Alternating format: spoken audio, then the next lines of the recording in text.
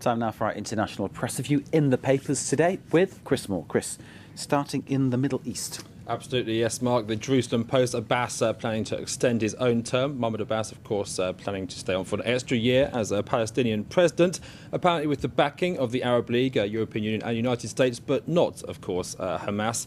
The rivalry there just getting deeper, isn't it? A striking photo in the J-Post there. 200,000 Gazans showing which side they're on, turning out for Hamas's 21st anniversary rally. Let's have a look in The Guardian now, the UK paper, who've been on the ground in Gaza. And the news of an advance on the black market of a drug called tramadol. Now, tramadol is a high-strength painkiller which can allegedly reduce stress, boost everything from concentration to sexual performance.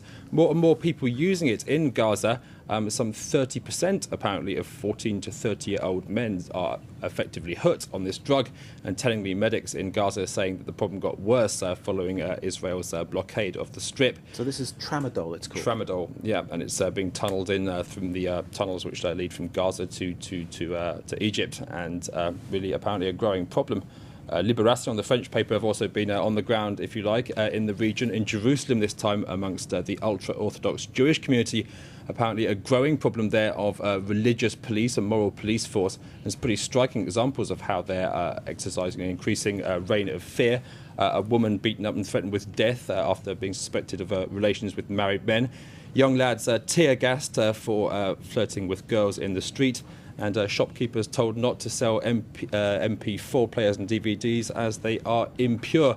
Obviously, a very sort of marginal element of society there, but one it is that is spreading an increased reign of fear. Almost echoes there of the kind of behaviour you get from police forces in Tehran, which everyone criticises, of course. Absolutely, that's an interesting angle on the region. Interesting stuff, isn't it? OK, next we're looking at the relationship between China and Taiwan, which it seems to be thawing. Absolutely, yep. The Bangkok Post leading on this. Taiwan China open new transport links, air and sea routes reopening for the first time in 6 decades. Direct air and sea routes, this is.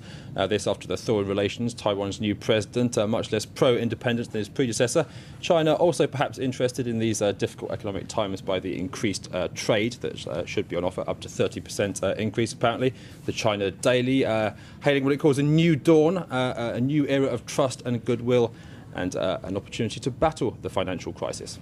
And a bit of a cheesy story to wrap us up. Yes, proof that not even the world of cheese is immune from global financial turmoil, Mark. This is in the UK paper The Independent, a story from Italy. Apparently, sales plummeting in the world of Parmesan cheese, everybody's crumbly favourite. 1 in 3 producers facing bankruptcy. Now, the government has offered to buy up 3% of Parmesan and distribute it to the poor and needy. At the same time, of course, helping those producers. It's been called the cheese bailout, and apparently it amounts to 100,000 rounds of Parmesan cheese. Oh, tasty story to end with there. So that's what, sort of Parmesan for the poor, as it were? If you like, Mark. Excellent stuff. Thank you very much. Chris Moore, our international press review. Watching for us, Van Cat. Stay with us.